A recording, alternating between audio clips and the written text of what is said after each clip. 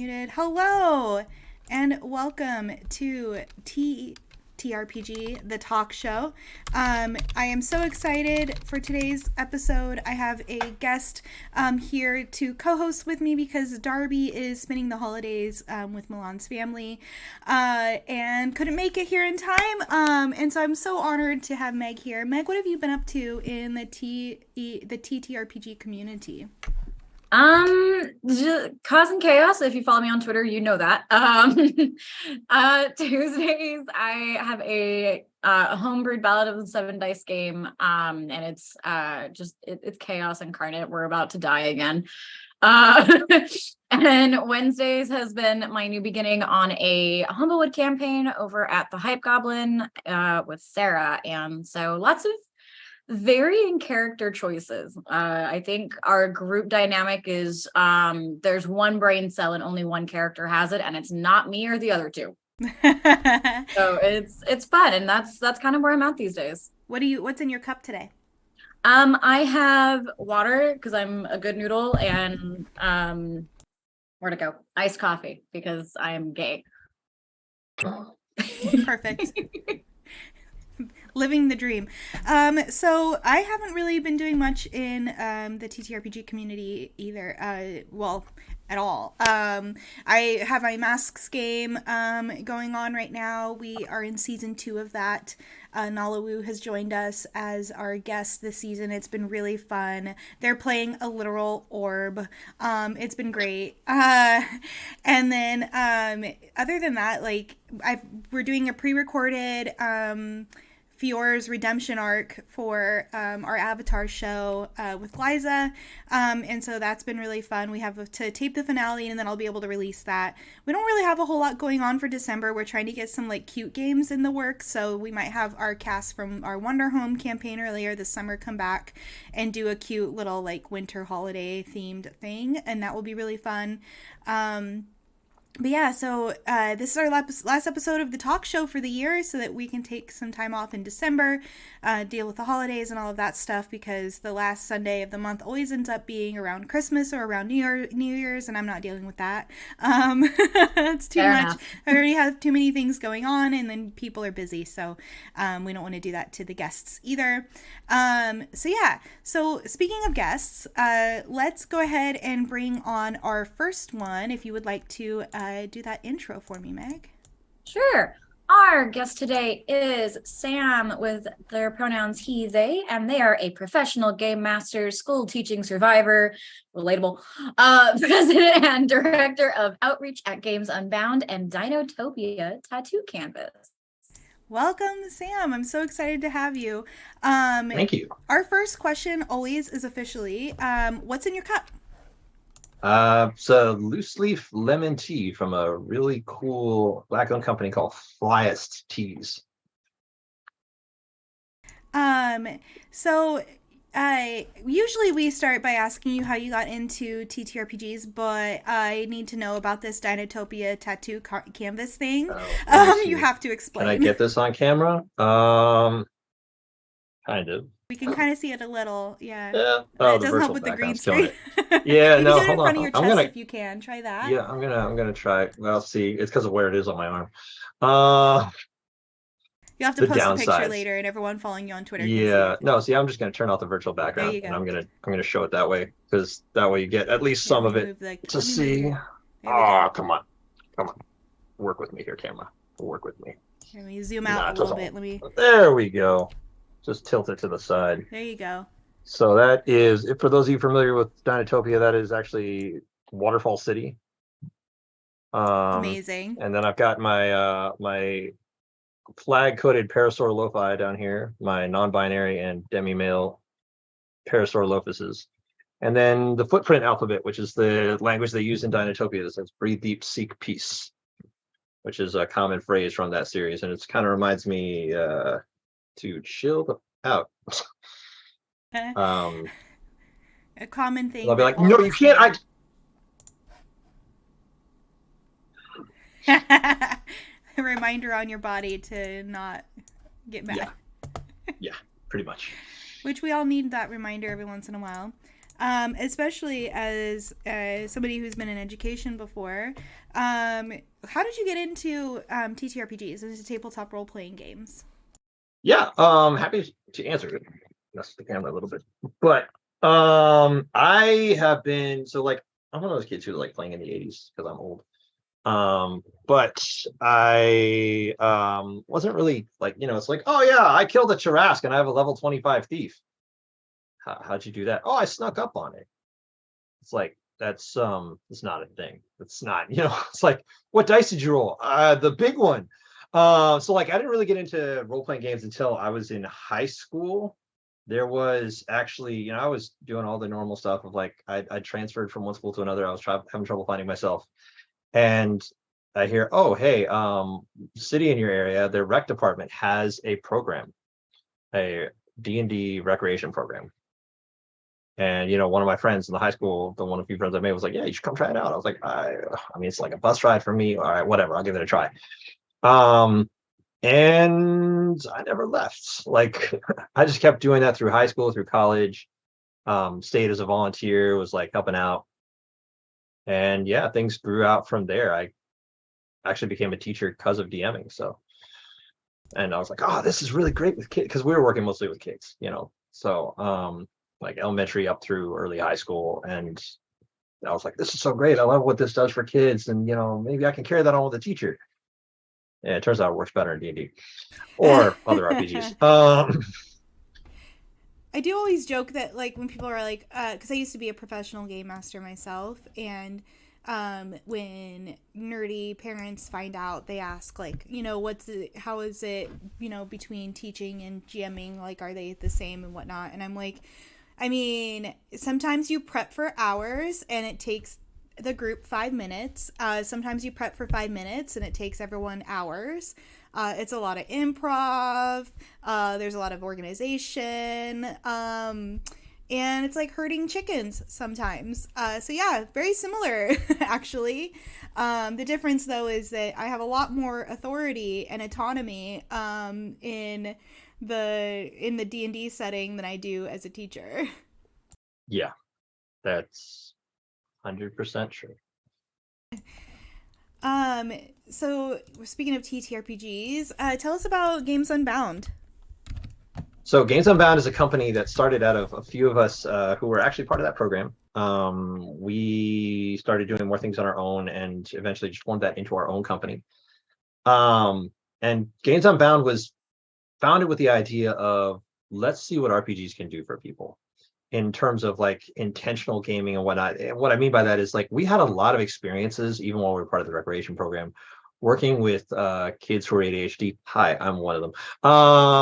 Or kids who are on the spectrum or have other learning. We had kids coming in with paras and whatnot to the rec program, and realizing really quickly that RPGs have a kind of natural structure that helps work with a lot of kids in these situations that is absent in a lot of other environments like school. So also a lot of kids who are dealing with identity questions and gender and sexuality concerns, and sort of like, well, no one really cares in an RPG if you're like, I'm going to play a blue fuzzy orc and I know I look like a man, but the blue fuzzy orc's a woman. They're like, well, yeah, I mean, it's not motion capture. Who cares? But that gives this kind of natural shield for people that are like worried about how they're going to be taken. Sort of like, I can play as something else, but people will treat it as just play if I want them to. Right. And so we saw that, especially with kids, and we're like, what can we do with this? So we wanted to try to take that out, especially during the pandemic. A lot of explosion of people needing connection amidst the isolation that was happening and whatnot. I mean, pandemic's still going, so still have a lot of that. But during like the height of like the school shutdowns and all that, there were people breaking down the doors. So sort of like, wait, you can get kids to connect while they're still at home? Yes. Right. And yeah, it's been exhausting. Yeah. But in the best way. It's a roller coaster ride that's like, it's sort of like, oh, how's it treating you? Miserably. I feel like I'm going to throw up on every loop-de-loop. Oh, you want to get off? No. No. What? why would I want to do? No, Why would I want to you do nuts. anything else? So this wasn't in my notes, but like you talked about exploring gender identity and sexuality, and that's actually something that we hear a lot from our guests in on the show. In that, when you that tabletop role playing games is a great opportunity to explore identity. And I was wondering if that was something that happened for you as well. Yeah. It's a funny process. I mean, so I came there when I was like, I started doing RPGs when I was in ninth grade, and I kind of very quickly had to slip into the DM role because I couldn't afford the rec program, and volunteers, DMs, got to be there for free. Um, so I became a DM, but that means that, I'm all of a sudden playing 50 or 60 characters instead of like one. Um, and that gives me a lot of freedom to just sort of be things, but then I wasn't actually really thinking about them. And I would kind of witness a lot of our players going through a lot of this process without reflecting it on myself. I was sure like, well, I'm just whatever. It's a DM thing or something like that. I wouldn't even really spend time dwelling on it. Um, and then later, just sort of thinking about these processes, and also having one of the people that I had worked closely with, coming out as trans. Um, I just, been asking my own questions like, what is my identity? Well, obviously I'm a man, even though I don't do all these things that men don't do, or that men aren't supposed to like, or something. And I started thinking about that, and I was definitely confused, and I had by that point sort of become involved in the TTRPG community online and whatnot. And I happened to see, I think it was a TikTok from Omega Jones Critical Bard, where he was talking about what it meant to him to be demi male. And I was like, What is this? what is What's this this? thing? Demi what? Hold on.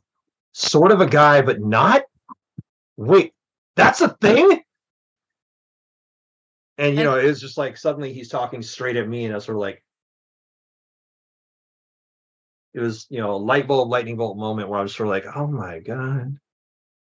Well, now I understand somewhat why I had an ability to relate to some of these kids, even though I didn't know the name for it until very recently. that's how it be on TikTok though. Everyone like I think there was always the running joke of like the straight women suddenly being like, I'm married to a man, I'm married to a man, but there'd be like this really hot butch lesbian, and you're just like, but maybe, But like, hear me maybe. out. I mean, we don't need to talk about Nala's TikToks right now. So not Exactly. not a lesbian, but I'm just saying Nala puts on looks too. Right. And that's always the fun thing. I definitely like feel where you're coming from on a lot of that, because that's how I was too. Where I was like, maybe, but a lot of the times I made a habit to like make characters that were non-binary themselves to kind of push my friends into thinking about it, because I had a lot of friends who were, but I Yes, was like, no, that I'm she, her. I'm she, her. There's no way. And now I'm like, and absolutely You're that. gay in having every the way, Meg. vocabulary, having that vocabulary, you talked about there's demi male, that's a thing. And it's like, yeah, but nobody really talks about it. And I think the thing with Omega, like talking about that more, um, and the accessibility that we all have as queer players too, I think that has really opened up a lot of avenues. And I think that's a really cool thing of like how you as a DM get to actually kind of help people navigate through that, even if you're not aware of it, but you can still kind of be a catalyst Yeah, in your identity. Yeah, yeah. what was funny is I had a friend that I was playing a character that is demisexual, and I was explaining her orientation to somebody, and they were like, "Oh my god, you just like I've never been able to explain my or like my sexuality to anybody, and that's the perfect way to describe my version of demisexuality." And I was like, "Cool, it's yours. You can have it." Like, it's not for me, but I'm glad that that worked for you. But yeah, there's TikTok is interesting. My favorite was a woman who was like, I thought that all women hated having sex with their husbands because all of my friends complained about it. And I didn't realize that, like, that some women do enjoy having sex with their husbands. And then I was like, oh, maybe. And then I started getting lesbian thirst traps. And I was like, okay, maybe I'm a lesbian. And then I had sex with a woman and I was like, oh. That's just like TikTok, saving lives, one lesbian thirst trap at a time. This is Wonderful. not on that same topic, but you call yourself a game facilitator instead of a game master. Can you describe what sets those two labels apart? Yeah, I can. So a lot of people, I mean, for one thing, it's just sort of, again, dealing with vocabulary and getting out of the space that people think they've assigned a meaning to. So, dungeon master, people are already going to ascribe some things to. Even game master, people are going to ascribe some things to. So we want to get out of that, and we want to focus on the fact that, like I said, we're doing this kind of intentional, focused gaming. Like we work with, when we're working with kids, we have a specified focus on working on character development. Not like, well, yeah, we'll develop your in-game character. We're also going to pose questions to these kids that are going to make them think. And we're not going to tell them like, this is how to be a good person, this is how to be a bad person, but I'm going to present you with moral dilemmas, and I'm going to help you think through them. I'm not going to tell you what's right and what's wrong.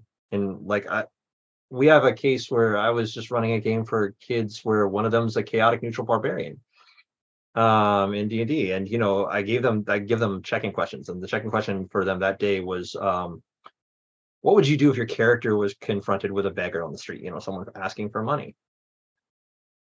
And he thought about it, and thought about it a little bit, and he said Viper would ignore them unless they amused him. And he's like, so he'd stop if they were like a busker. He's like, okay, I like street music. I'm like, see, this is a very honest thing, because you're thinking about it from the character perspective, but we could also have these conversations about like, why does this matter? Why is this a question I'm asking you? And to focus on really developing what it means to be a game master, rather than just like, I have a new idea for a story, but rather like, how can we improve this craft and make it a better delivery of what we're trying to grant to our players? So seeking out trainings, I was lucky enough to get the training with Game to Grow for a therapeutic game master, and that's been phenomenal. Things like that, to see how can we do this better, how can we, and also from my own background as an educator, trying to incorporate those kind of philosophies into, how could I make this game, okay, yes, the game works well for kids on the spectrum through some natural hiccups. RPGs can do that. Cool. Could it work better?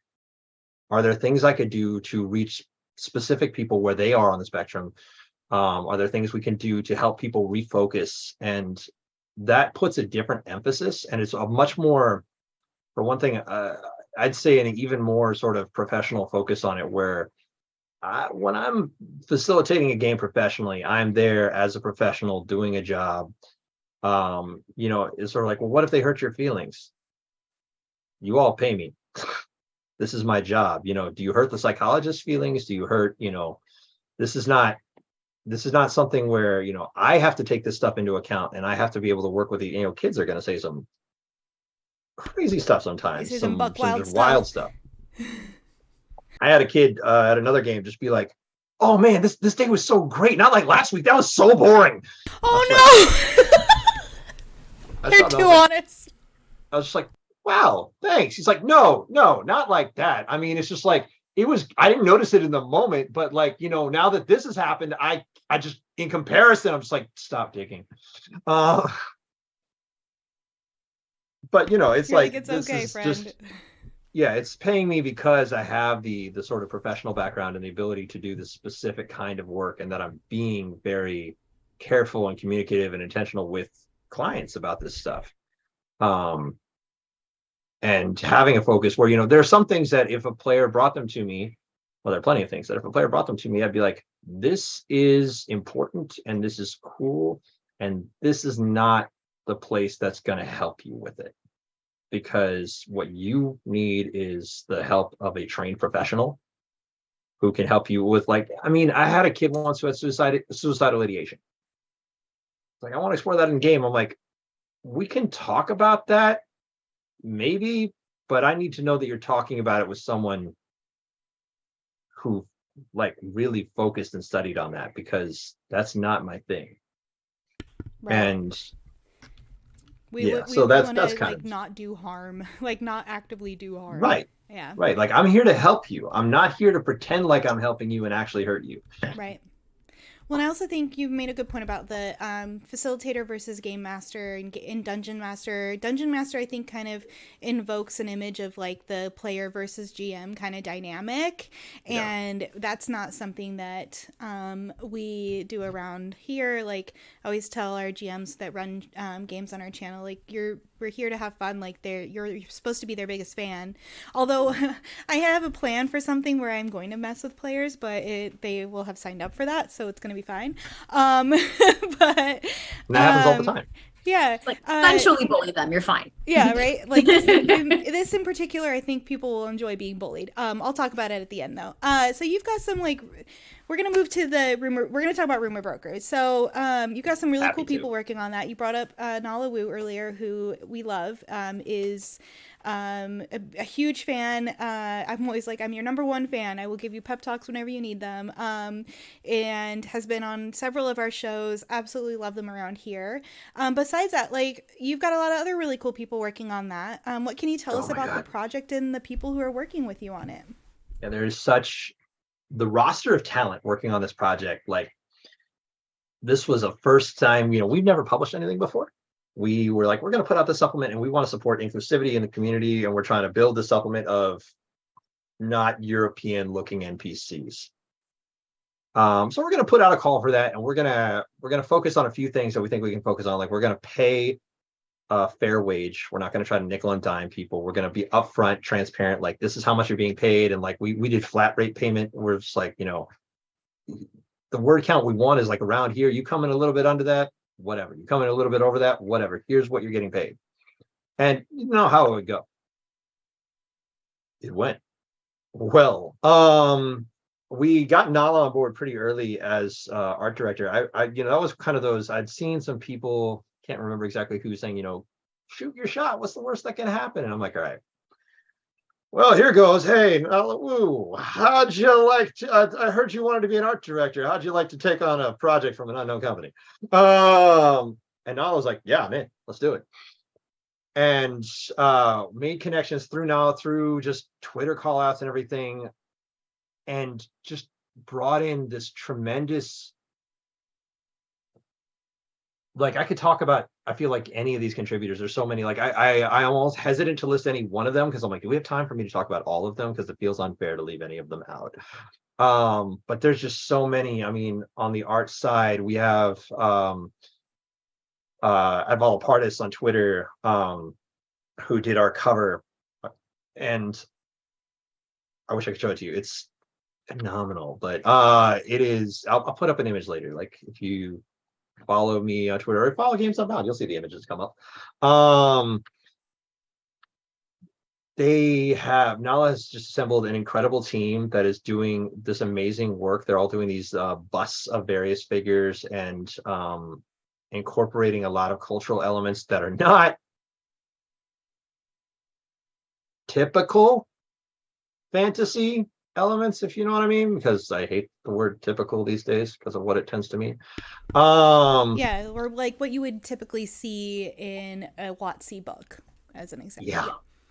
Yeah. I mean, When it's I've also seen just like, art and it's beautiful, and I've seen some of the NPCs and they're really cool.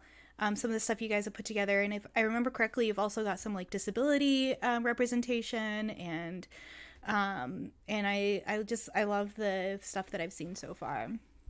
yeah, we've got some. There's always like, I'm one of those people that's just like, I'm always going to be my own worst critic.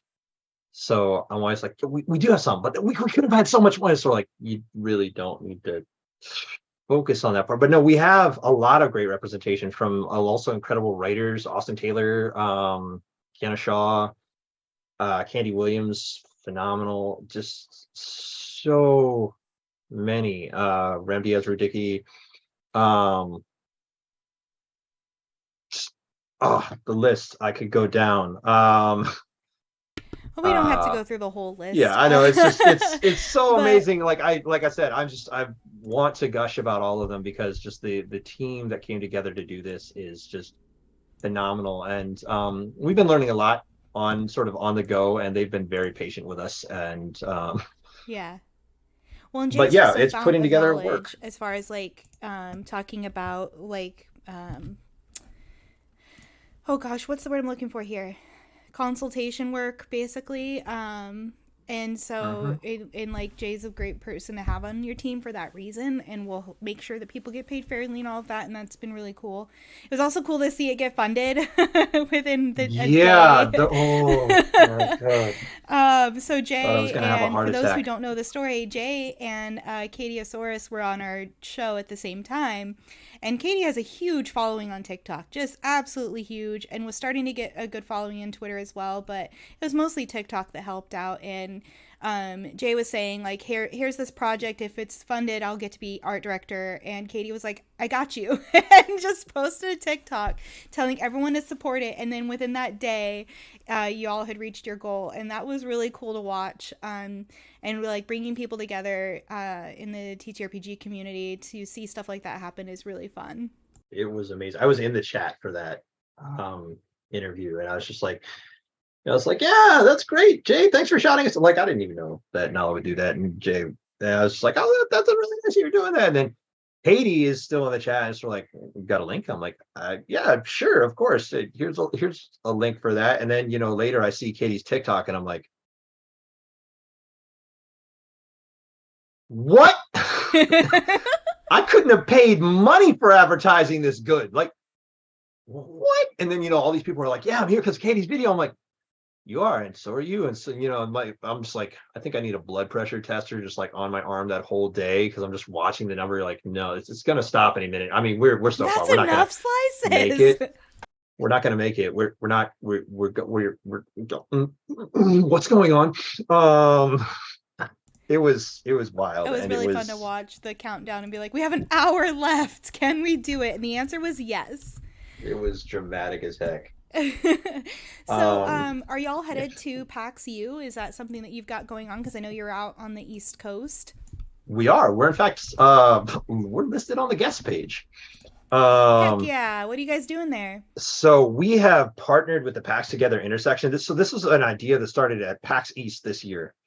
And it was something that we came up with really soon in the run up. So we'd applied for like a PAX intersection table, and they're like, we don't got the space for you. And we're like, that's cool, that's fine. We were really buzzed about it, but we had this idea of, hey, we've seen these really cool indie games by marginalized creators. What if we just, could there be a table? We don't have to staff it or anything. We can just put it out a table with like, some stuff about their games, their bios, so that people would know about these games happening. And that kind of ballooned as an idea to where we were basically staffing that table, and we were telling people about these games. What can you tell me about this? Oh, this is a great game. We had Lexi McQueen's games in there. We had some fantastic just independent games by just a number of different authors that we were just talking up, and we're like, hey, if you need someone to run them, we know how to run these, and we'll sit down here at a table and run them with you. And what that turned into is talking to the people that were running the intersection. They're like, we love it, we want more. So this time we're coming back officially partnered with the intersection to run the PAX Together Intersection Games Library, where we're getting a lot of contributions. We're trying to encourage people to host to come do game demos. Like, you got a game you want to show us that marginalized creators made, or even this is an adventure maybe for 5e, but it was made by marginalized creators, and they're really just trying to get it out there. Sure, come run it. We'll help get you set up. We'll get you on the PAX sign up list so that people can hear about your game and sign up for it. Very exciting, because we have some of those running. We have a Coyote and Crow game, if you're familiar with that, is going to be running there. We have a I got to few play other test that game. Oh yeah, Yeah, 'cause that they're must local be out here and they're friends with one of my writer friends. So I got to play test Coyote and Crow. I'm really proud of that. So I say it whenever I can. Yeah, but we've got a few other games, so there's still some more that we're sifting through, and we're going to be running some of our, we ourselves are going to be running some games that are not our own. I don't want to misrepresent, but like I'm planning to run a game by Akemi, History of a Storied Sky, which is a story about people on a generation ship that are coming near finishing their voyage designing constellations. Or another game by Nick Butler, Tidebreaker, which is the best game for playing an anime that I have ever encountered. Yeah, we need to get that on the Um, channel during our game designer showcase. He's on our short it's list for sure. he's so good. He's a great guy to talk to. And like, that was the funny thing is I ran Tiebreaker for the first time at PAX East. I was like, hey, you don't know me, but can you give me some tips on this? And Nick was like, all right, let me set up a Zoom thing with you. I'm going to whiteboard this. We'll talk. He stayed up with me for like 6 hours explaining the rules one night. And I was just like, this creator is amazing. And I'm going to promote him everywhere I can. But yeah, it's such a fantastic opportunity. We're also going to be doing some panels there. We have, one panel and one workshop. We're running a panel called, apropos actually, teaching kids to play with knives, which is Nice. it's a series actually. We started at PAX East and it was just teaching kids to play with knives, and it was a very inch deep, mile wide kind of thing about how you deal with dangerous topics or dangerous topics with kids in RPGs, things that people think are not kid safe. And with a recognition that there are a lot of topics that we might not think are kid safe, but kids are still encountering. And then with this one, we want it to be a little bit more focused and specific. So this one is teaching kids to play with knives, gender and sexual identity.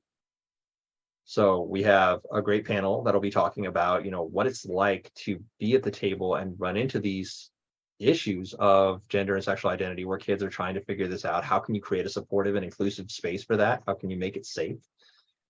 And what you can do to support that. And then we also have a workshop that we're doing, which is Build a Better Mousetrap. It's about making puzzles for games, because I've seen all over social media and I was like, God, I hate puzzles and role-playing games. They're the worst.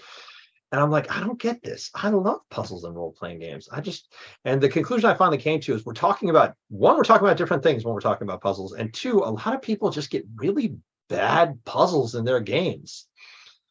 So we're like, well, people seem to like our puzzles. So maybe we can find some people who also have people like their puzzles, and we can come get them to teach people what makes puzzles fun in a game, how you can do them right and how you can do them less right. So we're going to be doing that. I'll also be on another great panel myself, talking about creating psychologically safe spaces for players, with Dr. B and folks from Take This and B Muse and I can't remember all the people at that panel off the top of my head, but it's going to be phenomenal. And I am humbled to be on the same stage with them. That sounds awesome. Well, do you have any other plugs before we move to our next guest? Things that you want to shout out before you head out? Yeah. Well, I mean, the big one obviously is the Rumor Brokers Ledger of Names, which his Kickstarter has finished, but their pre-orders open. I will put up a link, or you can always just check out gamesunbound.com and you can see the all the information there will be available. You can link to the pre-order store or Games Unbound on Twitter. And yeah, we're actually probably gonna try to do something else with the Rumor Brokers Ledger come February if we can get it worked out. So stay tuned. Awesome. All right, Meg, do you want to go ahead and introduce our next guest? Sure thing. Our next guest is Momo. Their pronouns are she, they. Momo is a digital ninja by day and content creator by night. I could never. A queer, indigenous, Chickasaw, and Japanese creative who aims to uplift other marginalized voices through storytelling and sharing tales from this realm and beyond. So, first things first, Momo, my dear, what is in your cup? Oh my gosh, my mic was muted. I'm so sorry. Glad I caught that quickly. I have got a minty green tea, but it's iced. So yeah, very tasty. Sounds yummy. Very excited to be here with y'all. And we're just blessed to have you here. And it's Native American Heritage Month as well. So very apropos to have you here as our big guest. So Oh, the fun yeah. question we get to ask first is, how did you get into TTRPGs? Oh my goodness, it was a journey. It was a journey. So I'm gonna give you the like TLDR. Basically high school, I wanted to play TTRPG so bad. Nerdy white boys were hardcore gatekeeping as per usual, would not let me join them. So I took my ass online and I started to get into like online role play via like chat forums, all that kind of stuff. And from there, like online, everyone was so nice and welcoming, maybe because you can't see people, there's none of that judgment, and I did that for quite some, like 4 years, I guess, in high school, like 4 years in high school. And then in 2006, I actually met a group in real life when I was living in New Mexico. I met a group who was playing VTM, Vampire the Masquerade, but it was LARP. It wasn't tabletop at that point. It was LARP. And they were like, I was actually buying my cell phone at Verizon. And the guy that works there, like, I don't know how we got on this topic of vampires, but we did. But I mean, like, that's not difficult with me. So we got talking about vampires. And I was just like, oh my God, yes. And so dude invited me to come play VTM with them. And I was instantly hooked because anything vampires, I'm there. And I had a lot of fun. It was great. So like that I consider kind of like my first in with TTRPG stuff because it was more like formalized, like, with character sheets and stuff like that, even though it was LARP. And then actually within the last 2.5, almost 3 years now, I've been playing tabletop games. Yeah, so that's been great. My partner actually opened that door for me. She just threw wide the gates and was like, here's some dice and you want to play D&D? Like, come this way, like. That's all we need. It's just dice and an enabler. Oh yeah, like this is gonna sound really bad. I call her my drug dealer because she gets me addicted to video games. Like she like Stardew Valley, we 100%ed like D&D TTRPGs dice. Like she's just like, here you go. Like she's just like, let's go. And I'm like, oh my God.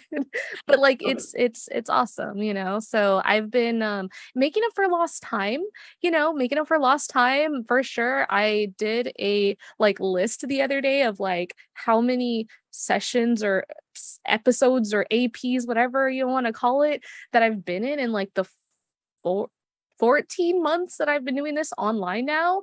And I was like, holy crap, I've done 115 sessions of AP, and I'm like, holy shit, that's wild. Like yeah, and I've played a lot offline as well, and I've, like I said, making up for lost time. So it's been a blast, and I feel so thankful to have like great folks to play with, and I've gotten to play with amazing folks, including both y'all here. So hey. Well, speaking of the 100 and something that you've done, your Rime of Frostmaiden campaign is actually done differently. Yeah. So it's done with art, and Yeah. then you don't really see the live people talking and playing. So what was your process for all of that? Because that's definitely different from what we normally see in the actual play sphere. Yeah. So what was that whole process like? Why art and not just another AP? Right. Yeah, so like that game actually started offline. That was a game that started with offline with my friends, basically. So it was a group of me and my friends, we're playing Rime of the Frost Maiden, and that game originally I was actually supposed to be a player in. So I was going to be a player in that campaign, but our DM like we had session 1. Well, we had session 0, we had session 1, and the DM was like, I can't DM anymore, we gotta go by. And it sucked because like I knew half of the group, like I knew three out of 4 people in the group. So like I knew a majority of the group, and it was cool. Like our session 0 was so great. Like our session 1 was awesome. Like the vibe was just so great between everyone, and I was like, I don't want to let this go. Like we have such a good, like awesome thing here. Like I want to keep playing. And at this point I hadn't DM'd yet. And I saw everyone was kind of bummed, and I told him, I was like, hey, if y'all want to play, like I'll give it a shot being a DM for y'all if you're patient with me, like I'll do my best. And if you're okay with it, and everyone was like, hell yeah, let's go. It helped a lot that it was all my friends. That helped a lot, because everyone was like nice and supportive and stuff. And we actually played that game offline first. Like we played offline for like 9 months. And that was my first time DMing, and the game is actually still going. Like the game is still going right now. Like we've been streaming it for since June of last year. And I'm thankful that the players are all my friends and everyone's patient. And like the reason why it's with art is because a couple of my friends were really camera shy for like anxiety reasons. They were just like super camera shy. And so I said in the beginning, I was like, we're either going to have everyone on camera or no one on camera. And if we do no one, I said, I will figure out a way that we will get the focus of the characters across. So I commissioned art. I've had art actually commissioned twice now. Like I had our first round of art, and I actually ended up, as like a gift to my players, I got the art redone, which was really fun. And so I used Discord reactive images where the players light up when they're talking. And that way, because like whether these people would be just my players from a casting call or my players because they're my friends, like if they're gonna express a discomfort, like I want to take care of that, like I would never like tell someone like you have to be on camera. Like, so I feel like, hey, this is a good way that we can be character focused. And like I've watched quite a bit of APs, but it's funny, like as much as I focus on visuals, I feel like I don't often get to watch APs. I often listen to them. So most often I listen. So that's kind of how that happened. It was like, and it's worked well. Like everyone seems to like it. I've gotten good feedback from people who watch the stream. They're like, this is really cool and neat. And, having everyone like kind of light up and stuff. And yeah, it's a lot of fun. And then you get to really, I guess, kind of get immersed into like, these are the characters, and I don't know, it's fun. Yeah, sorry to like rant for the rant on you about can it. ramble all day, any day, and I will happily listen. My other channel that I am on is actually doing a similar format, and so they have a kind of the same concept where they've got character art popping, and it's super neat. So I love that it's kind of also becoming an option in the TTRPG sphere. Yeah, well, for sure. This one's probably a little bit more personal. Is Mistral an alter ego or just a favorite NPC? Tell us. Yeah, so Mistral actually was my character that I was gonna play in the Rime of the Frost Maiden game. So Mistral was gonna be my character, and when I became the DM, I was like, that's fine, like I'm gonna be the DM, and that's that. But then like my friends who were my players, they kept being like, where's Mistral? Where's Mistral? Where's she at? Where's that big blue bitch? Bring her out. And I was like, what? I was like, yo, I'm the DM, but they really wanted Mistral. They really wanted to interact with that character. I think because of our session 0, because of our session 1. And she's just eccentric. Like she's, I mean, let's be honest, all of our characters have a little bit of us. She's like my Leo part, like just turned all the fucking way up all the time. Like that's not relatable at all. I know, like the two of us are just like, yikes. Yeah, I mean, like honestly, like that's what she is. She's like 5,000,000% Leo. Like she's just a big dumb blue thembo bitch. And like, she's also just like, she's got a 3 intelligence, bless her fucking heart. Like, she's got a 20 charisma, and she thinks magic comes from your heart. I mean, like, yeah, like she's a My Little Pony. Yeah, like she's fucking great. She's she's got a little bit of me in her. And so since like my players were like, yeah, bring her in, I did bring her in, and I kind of tried to like never let her become a part of the party, but these love my friends if you to death. give your PCs a bimbo NPC. We will adopt them. Yes. That's a note to all DMs out there. If you give us an adorable NPC, we will adopt them. I have adopted at least 7, including my parasitic one in my Tuesday game. That is now my child. Yeah. And we're gonna adopt them. Like if you don't adopt an NPC in your game, it's incomplete. Honestly, that's what I'm learning. And every time I introduce an NPC, I'm scared because I'm like, there was a point where these fuckers, like, I say this with love, like they had 3 NPCs and I was like, look, y'all, I love you to death. I know you want to adopt everyone, but like, I was like, we got to let some of these go because I got to change my voice every minute. And then sometimes I'm over here talking to myself and I'm like, yo, like I look I do like, hand puppets.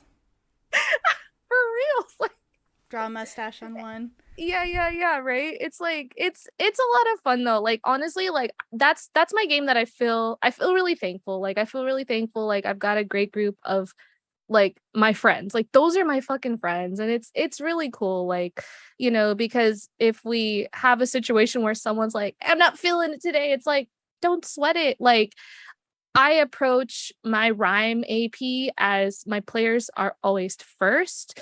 My players are always first, you know, like I'm kind of sharing rhyme with people just because, you know, like if we have viewers, cool. If we don't, like that's fine too. Like we're doing this kind of for us. Maybe that's the wrong way to approach an AP, but like we're not doing it for like to get bazillions of followers or viewers. Like we're doing it to like just share the story because everyone's got like such a great backstory. Like everyone really put a lot of work into the backstory and like it's a really neat tale. So like Mistral, she's like my mascot. She's like my alter ego mascot, you know, like yeah, you know. Well, along with all of the NPCs and character voices you've gotten to practice over the last 14 months, what else are you doing in the TTRPG space lately? Because you're super busy anytime I see you on Twitter. Yeah, like ultra busy. I was able to publish an adventure that is Chickasaw inspired, which was really cool. So that's over on Drive Through RPG. And that was like really awesome. You know, I've already been thinking about like, do I want to do a version 2 of that? Do I want to expand on it? Like I've already had some 5e, thoughts. or is that universal? Yeah. So right now it's for 5e, although Coyote and Crow is working on converting it into an adventure for Coyote and Crow, which is super fucking cool. As a native indigenous person who literally cried when I got my copy of Coyote and Crow, I was just like, oh my God, like this is insane. Like, yeah, to have like my adventure like translated into that system, like that's amazing. I'm also working on something else. I don't know how much I can or can't say about it. But I'm getting to work on something that's also near and dear to my heart, at being a Japanese person as well. So keep an eye for that. Super, super excited for that.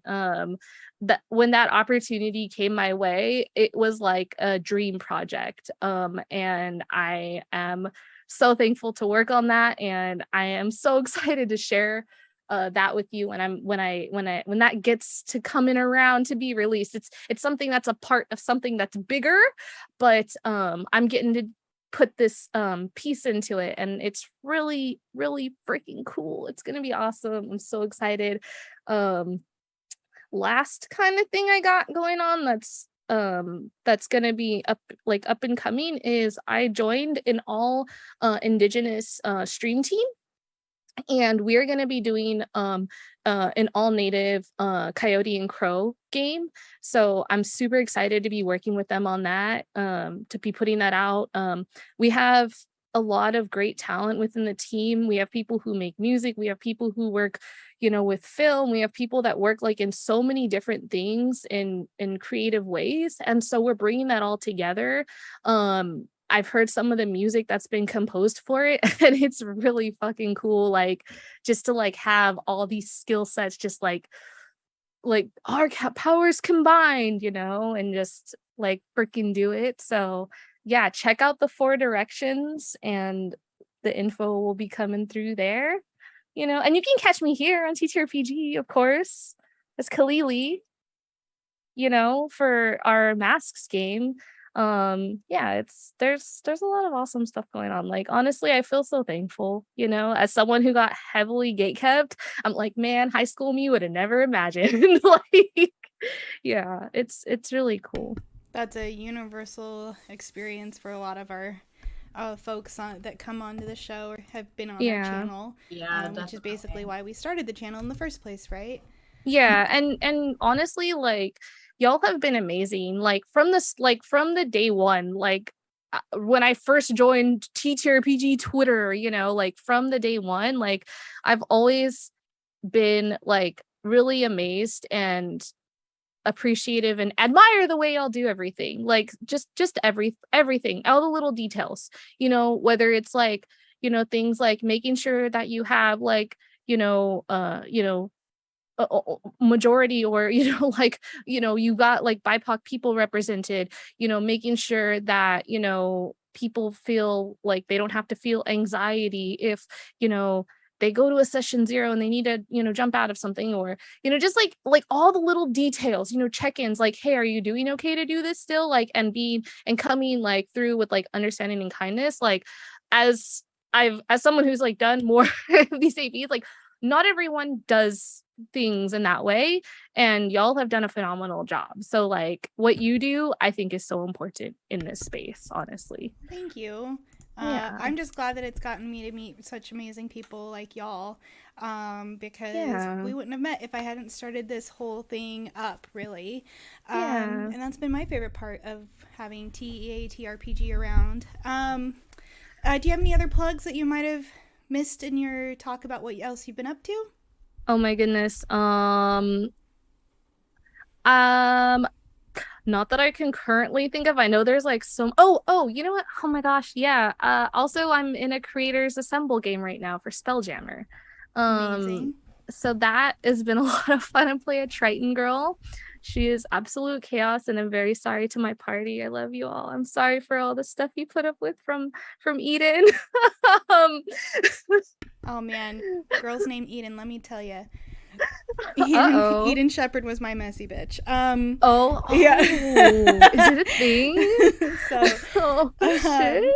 yeah, it's a thing apparently. Anyway, well, Oops, it's been all so nice to Edens. see you 2 days in a row, and you'll be back with our next episode of Masks, Age of Wonder, where we play the delightful trio, plus Orb. Yeah, I love Orb. I love Orb, honestly. Nella's fucking amazing. Nella's amazing. I'm glad I get to play alongside them. Yeah, so for sure. All right, well, I'm gonna bring Meg back on, just the two of us real quick to do our outros. Meg, do you have anything to plug? No. I mean, I already did it in the beginning, so I don't know if you want me to redo that. Sure. Talk about where can we find you next? How about just tell us? You can find me on Twitter at Narnia's Pants, or my lady's tweet. Oh no, you froze. Inundated with ads. Thank you. On Tuesdays, you can find me over at Ballad of the Seven Dice on Tuesdays at 6:30 Central, where, like I said, it is a 5e homebrew, and none of it went according to plan, and nobody knows where we're at in the storyline, so it's fun. And then on Wednesdays, like I said, we just kicked off a Humblewood game over on the Hype Goblins channel, where I get to play a cute little Mapach, Mapak, however you want to pronounce that. I do both. And I'm a little raccoon, and we all love potatoes and have one brain cell. So it's a fun game. If you support Sarah, you know that she also donates her proceeds to the Trevor Project, and we tend to boost charities over there. So give a follow if you want to. And that's kind of it. Yeah, I was about to say Momo is Raccoon Clan. Yes. So raccoons are very important around here. The channel, we've got a few more episodes of season 2 of Age of Wonder, our Masks actual play. We will release Avatar Redemption, Fior's redemption arc. We are Zukoing Fior. We will release that as soon as all the episodes have been recorded. And we brought Honey back for that. We've got Ryo Masa for that. We have who is playing Glyza's sibling. And we have Riley is GMing that again, and then I'm there too, playing a lovable scamp, causing mischief, and annoying the hell out of Ryo Masa's character. It's been great. If you want to check me out, follow me everywhere online as Halfling Nikki. I took out that underscore so that it would be the same across the board on all social media platforms that I am a part of. We were talking yesterday about like which one will win the fight, and I've given Nalabu the idea of the 4 nations with different social medias, and that Twitter is the Fire Nation. We will see what happens, but you can follow me everywhere as Halfling Nikki because I am a hobbit, and otherwise we will see you on the internet. All right,